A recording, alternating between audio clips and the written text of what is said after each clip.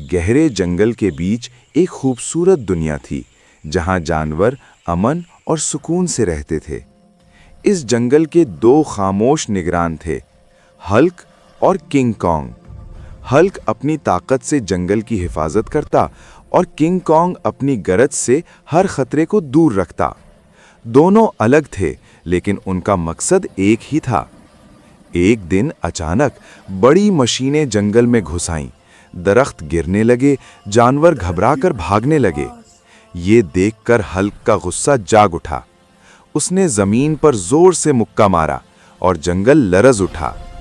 इसी वक्त पहाड़ों से किंग कॉन्ग की गरज गूंजी। किंग कॉन्ग ने गिरते दरख्तों को संभाला और जानवरों को महफूज जगह तक पहुंचाया। हल्क ने मशीनों को हवा में उठाकर फेंक दिया। शिकारी डरकर भाग गए और जंगल फिर से खामोश हो गया। परिंदे वापस आए, जानवर मुस्कुराए। आज हल्क और किंग कॉन्ग ने सिर्फ जंगल नहीं, बल्कि जिंदगी को भी बचा लिया। मॉरल: असली ताकत वही होती है जो हिफाजत के लिए इस्तेमाल हो।